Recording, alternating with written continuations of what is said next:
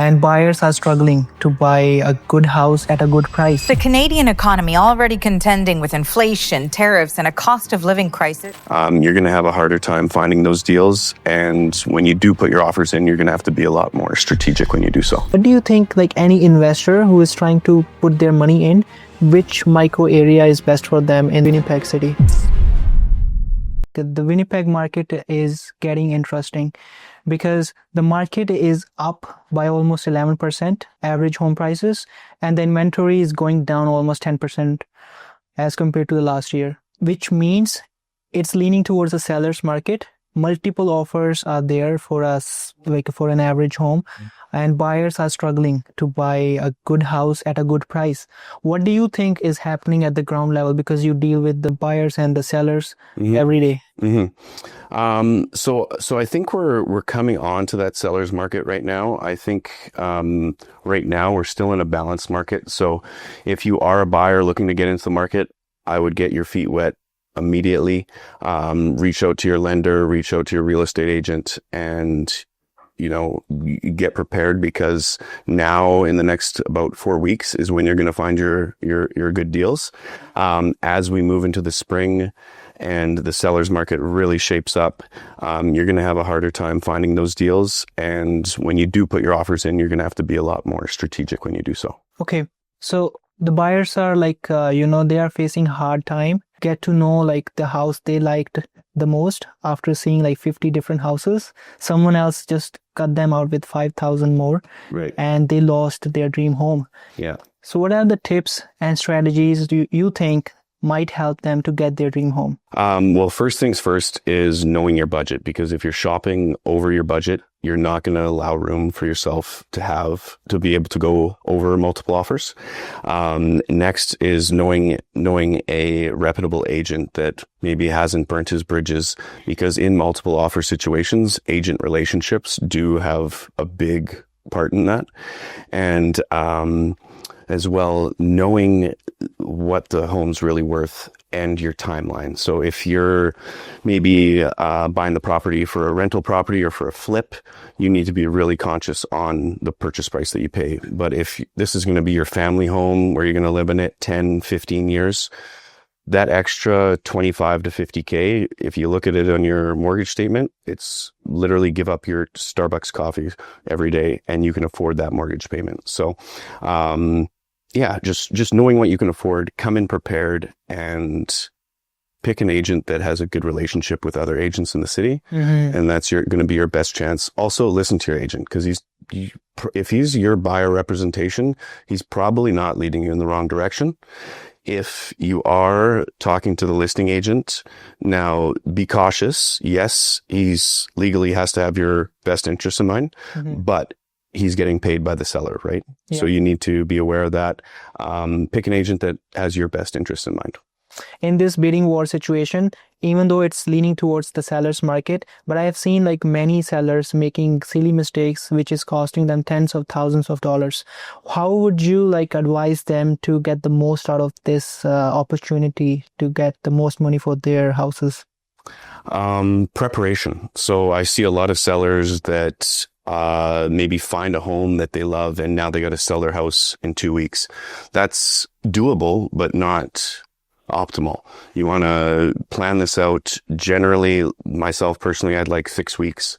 And that's getting to know the property, making sure everything's perfect, whether it's staging, professional photography, video, coming up with a marketing plan that's going to target the actual audience that's going to buy the property. We're not going to target investors for a single family home property. So doing that all right. So timing it properly, listen to your agent. He probably has good recommendations on renovations. Yeah. And it could be as simple as just cleaning your house up, switching out some lighting, little things that people don't want to do. They want to move in ready home for the most part. Yeah. So if you can make your home as move in ready as possible, I think that's the way you're going to succeed. And then of course, number one, timing.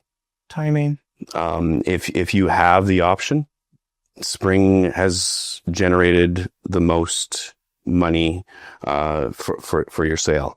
But if you can't, there's also other strategies that we can do in the winter months that will highlight your property and get it sold as well. Yeah, we are around the time like now, like winter will be ending in a couple of months.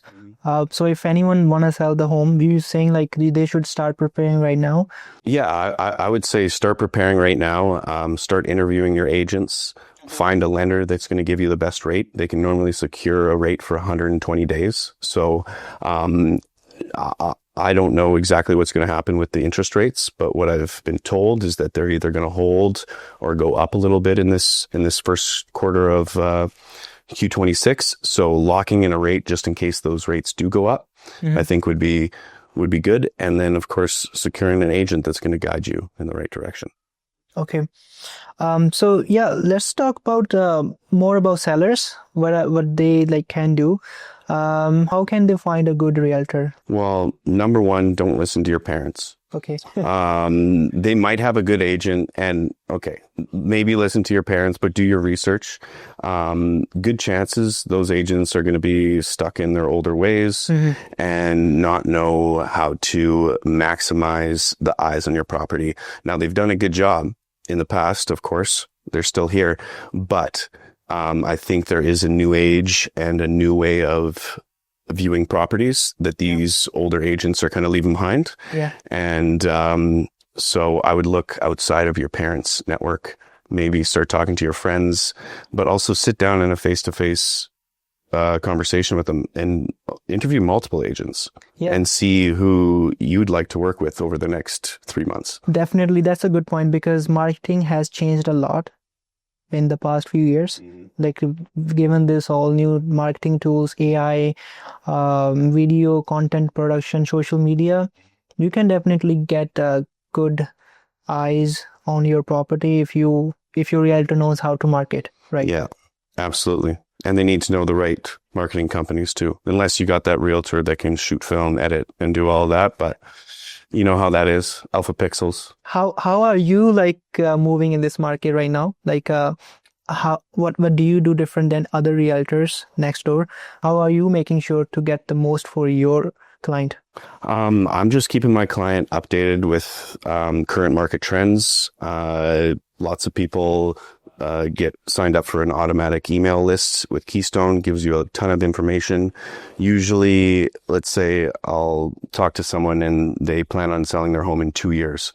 Well, let's set you up on Keystone Matrix following your specific. Can you explain what is Keystone for the audience? Yeah, sorry. So Keystone is a system that only us realtors have access to.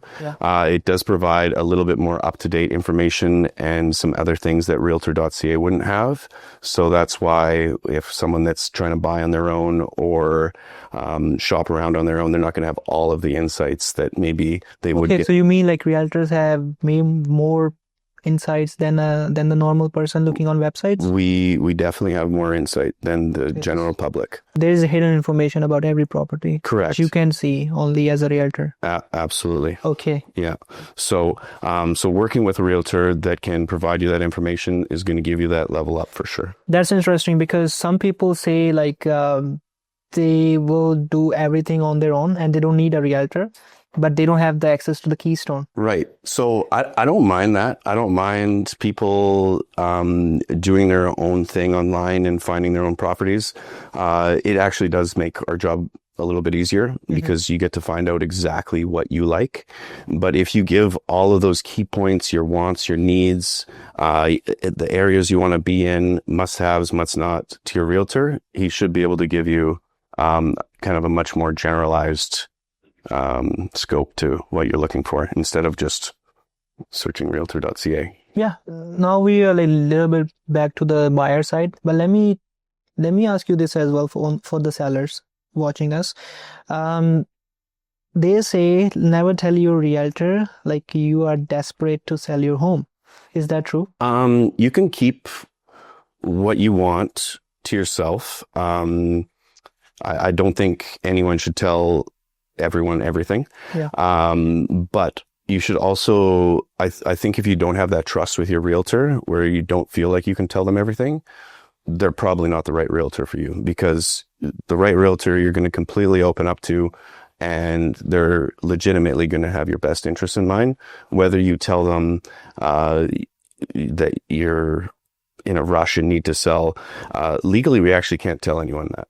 So if you have realtors that are telling the buyer's agents, hey, my guys are motivated, like get rid of them because they suck.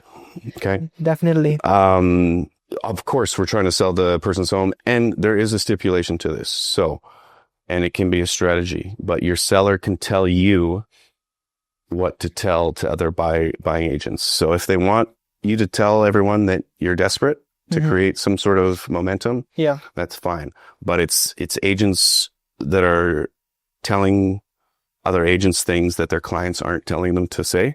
That's the issue. That's interesting, because if some realtor is leaking the information, like private information of like situation of the seller, you might even take a legal action, as you just said, against them, because that's like they have like a client privilege information. Exactly. So you could, if you're a realtor, you're getting in a lot of crap if you're doing that stuff. And like, of course, I'm going to take the information that you give me and I'm going to give it to my buyer, because that's my job, is to inform my buyer the best as possible. But on the legal side, your realtor shouldn't be telling anyone that what kind of selling position you're in, a price point that you would take, or anything like that. Yeah, so due to recent tariffs from the US, of course it's right now sitting at 35, but Canada is also getting the threat of 100% tariffs from US, Trump.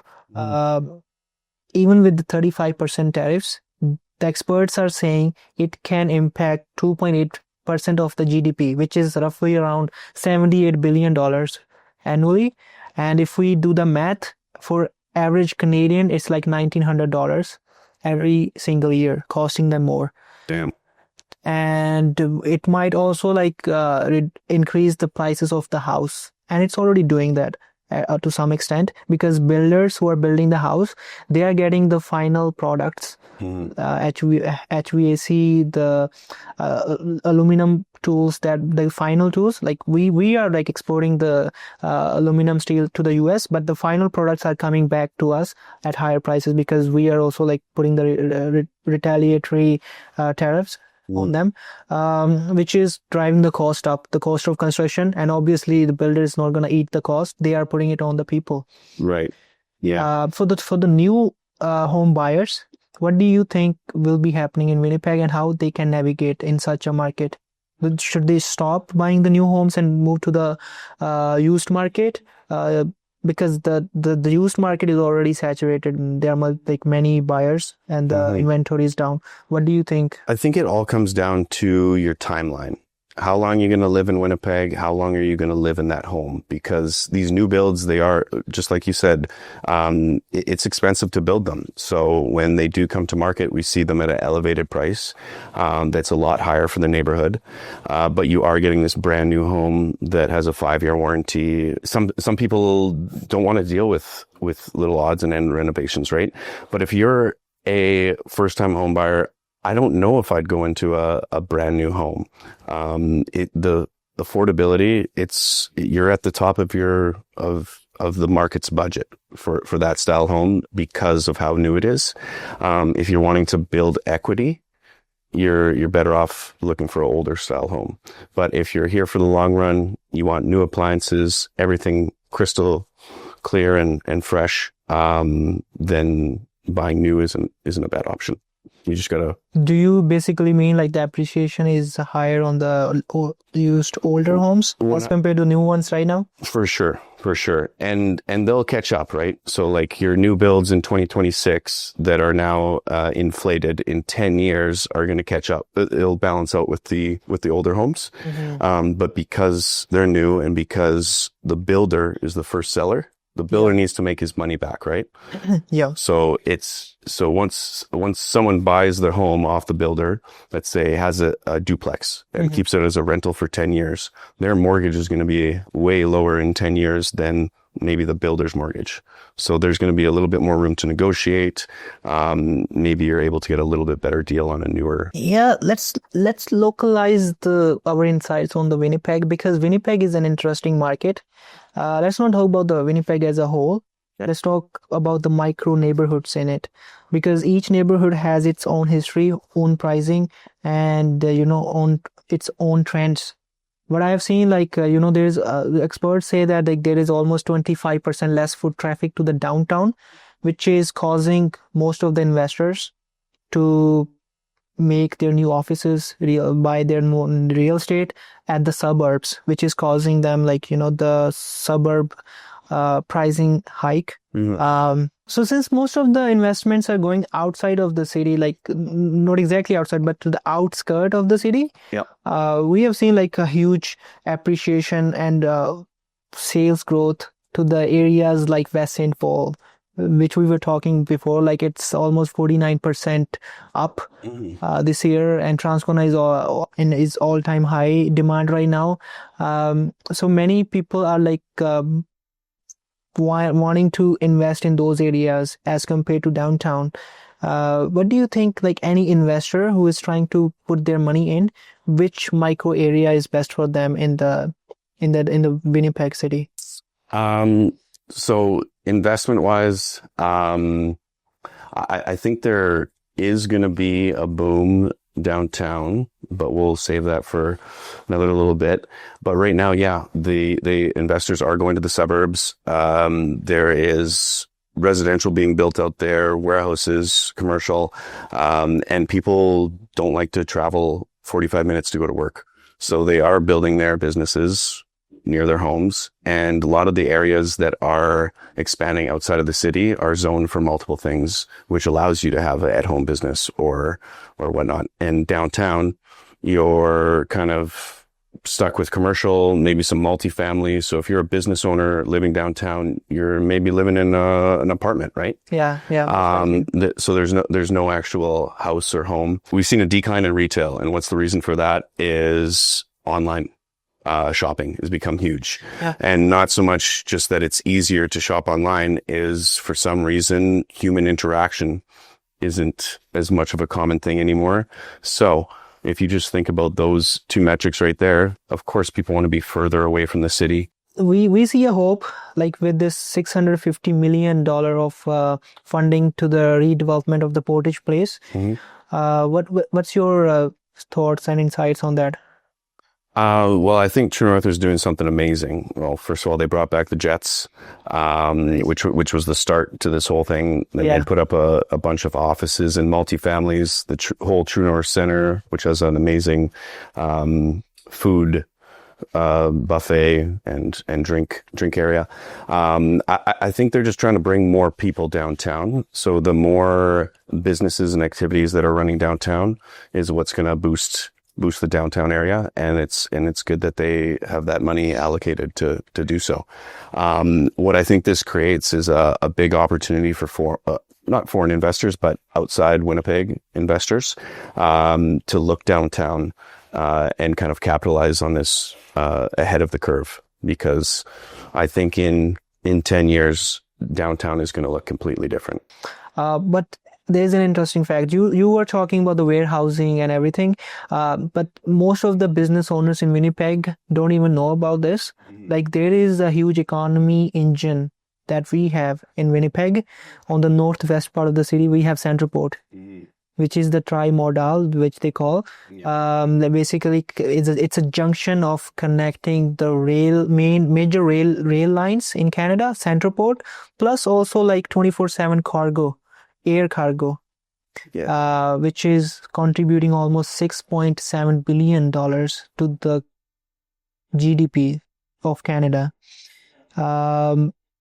Basically means like a huge opportunity for Winnipeg business owners to expand, especially the service businesses, right? And since it's on the suburb, so there are like 150 companies in the CentrePort right now who are actively looking for the services. I am sure like many businesses like reach out to you for their investing. What would you advise them regarding this? I would take a look at what your business offers and its customers that it's applying. Maybe if you're logistics and warehouse, CentrePort's a great area. Because of, like you said, the rail line and whatnot.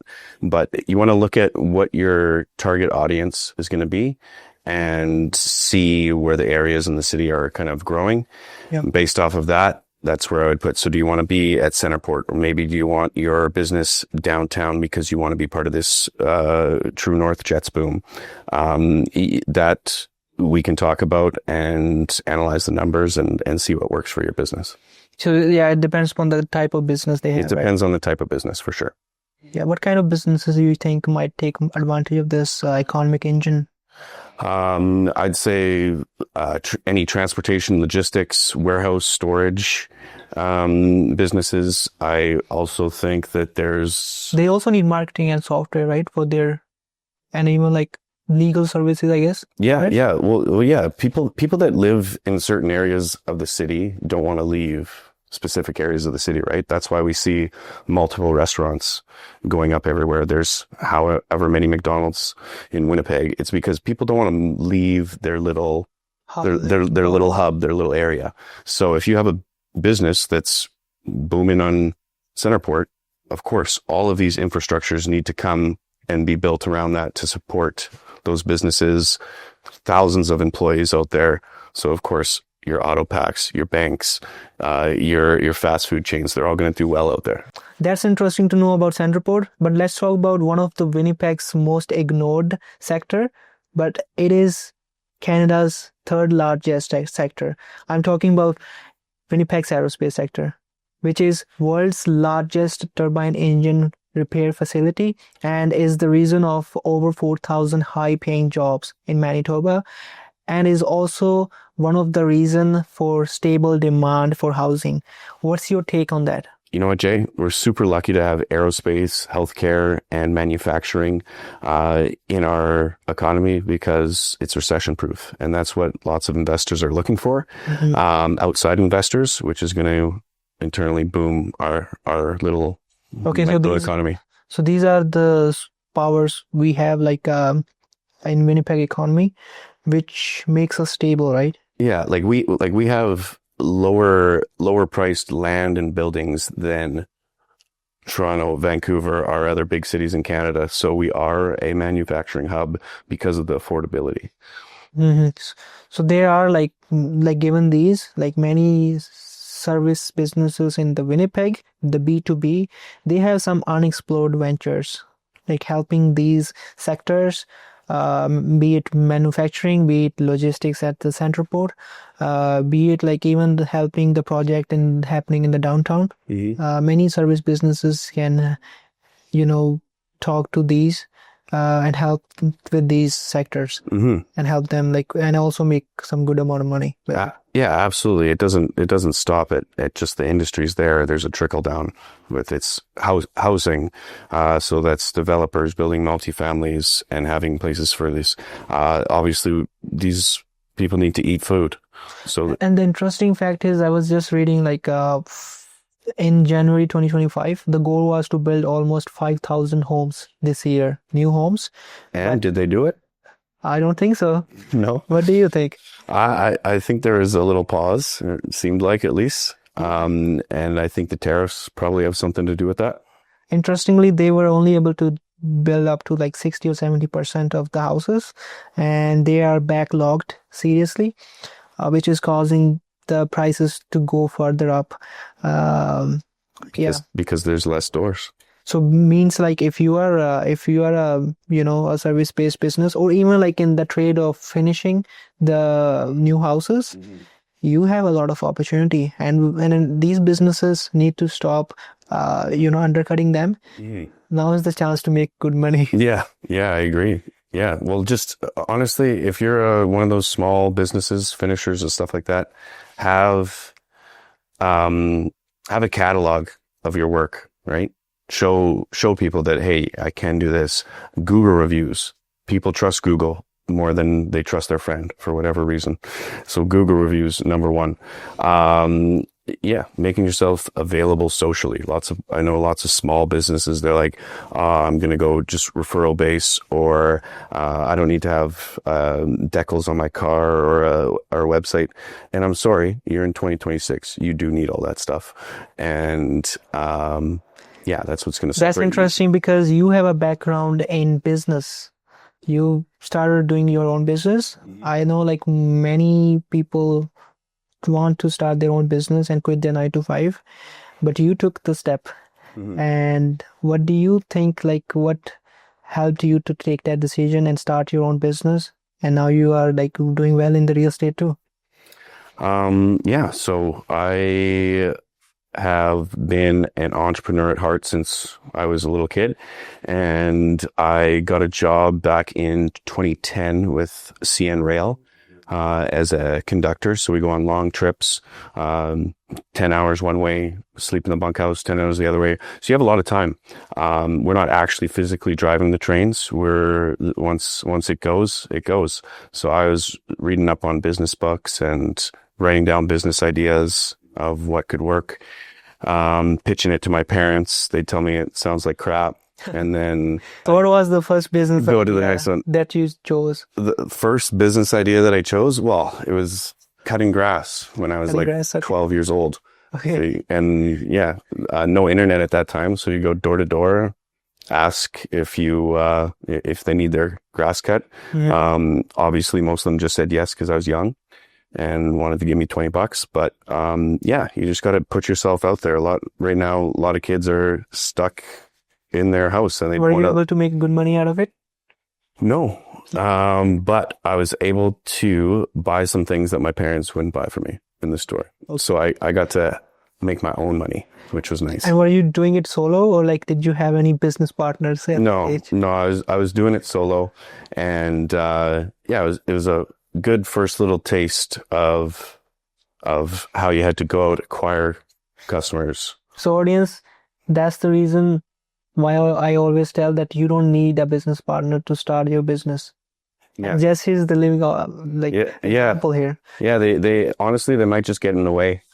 And you might lose a good friendship as well if you go into business with a good friend, because business is a lot different than just day to Having day. a friendship, right? Yeah, day to day. So I guess my advice would be, if you are going to get into business and you are going to do it with people that you know, have set guidelines, who's doing what, talk to your lawyers, have an exit plan.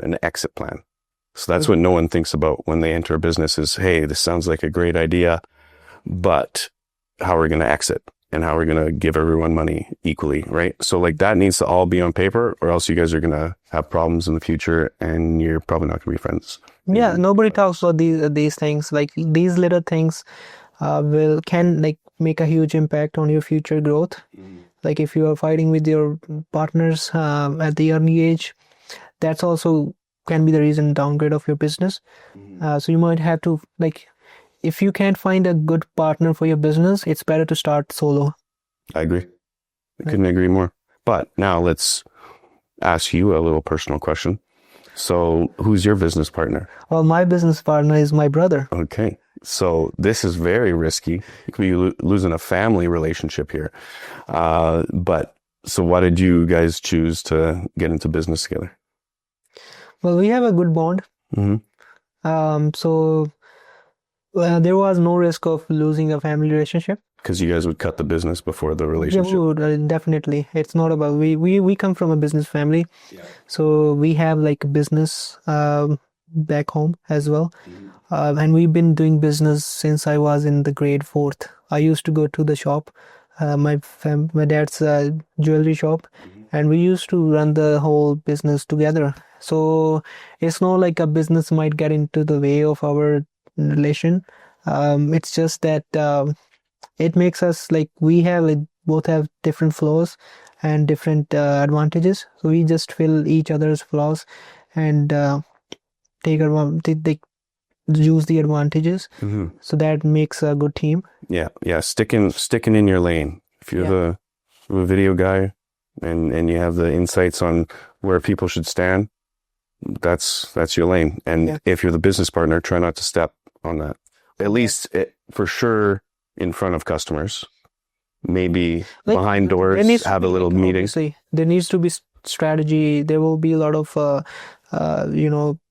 there will be a lot of misunderstandings. There will be a lot of small fights, but you don't need to show them to the people. It can be behind the closed doors. Exactly. Yeah. And you can prepare, strategize, even take like a break, but then get on to it. That's how the business works. Yeah.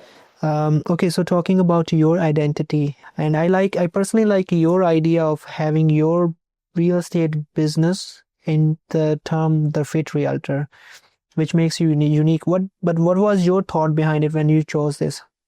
The thought was just, hey, I'm jumping into a sea full of agents, and how the heck are people that are fishing going to see me when we're all wearing the same thing, all doing the same shtick, we're saying the same things at our meetings? No.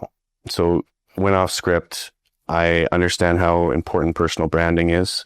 Health and fitness is a big part of my life and background, so I hopped on with that. What's your background in fitness? Well, I just been avid gym head since I was 14 years old. Really young. Dad started me out with that. And I got my personal training degree, never ended up using it, but helped a lot of my close friends kind of in their personal fitness journey. And I just honestly like helping people in that sense. So it was kind of a no-brainer to try and connect with the community, the fitness community, and let them know that I was, hey, also a realtor at the same time. So I made a lot of good connections through it. I guess the best kind of applaud to the personal branding is people that don't even know my name. When I go out, let's say to Joey's or Earl's, they say, hey, the Fit Realtor. And we don't even know each other's name, but they know that brand. I'm like, okay, it's working. It connects with people easily. Yeah, it's easy. It's on their tongue. Hey, maybe some people won't use me as a realtor because whatever. Maybe they'll choose the uglier realtor, but hey, you know what? A nice, good looking, chiseled jawline on the front of your lawn. Yeah. That's going to get your house off. No, I'm joking.